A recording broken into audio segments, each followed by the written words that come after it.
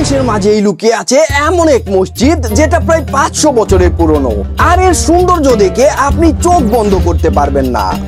আজ আমি এক্সপ্লোর করব কিশোরগঞ্জের পাকুন্দিয়ার এক রাজকীয় ইতিহাস, শাহ মাহমুদ মসজিদ, এবং আপনাদের সামনে তুলে ধরবো এর অজানা তথ্য আর মনোমুগ্ধকর সব দৃশ্য।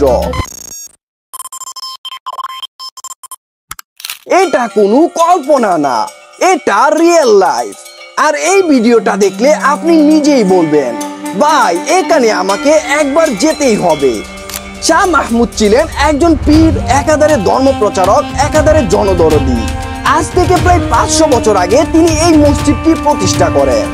মসজিদের চারপাশে 4টি মিনার, দেয়ালে দারুণ প্যাটার্ন, 3টি দারুণ আর্কওয়ে, আর সবার চোখে পড়বে বড় একটি গম্বুজ।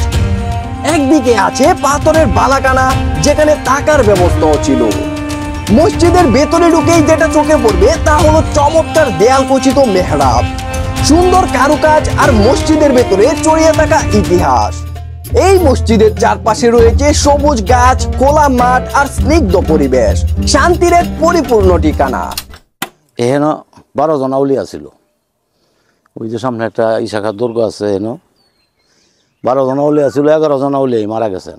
তো এই অত্র এলাকার মধ্যে 11 জন ইয়ার দাফন কাফন করা আছে। ওনাদের নামে কি এলাকার নাম? দাফন কাফন করা আছে। ওনার যখন ডাক পড়ে থাকা যাইব গা অন্য হানো, তো ওনারাই সবাই মুরব্বী যে কয়জন আসলো তাদেরকে সবাই বলে দেওয়া গেছে, দিক নির্দেশনা দেওয়া গেছে যে 11 জন দুস্থ রেখে গেছি। আজকের থেকে এইখানে এই জায়গানির নাম 11 সিন্দুর।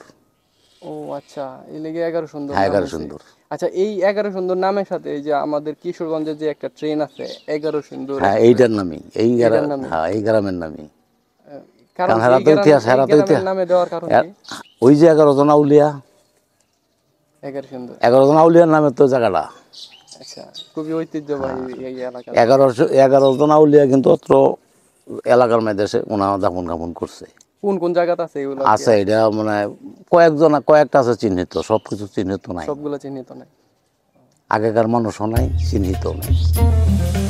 প্রতিদিন দূর দূরান্ত থেকে মানুষ আসে নামাজ পড়তে, দোয়া করতে, আর শুধু মসজিদের ঐতিহ্য একবার দেখতে।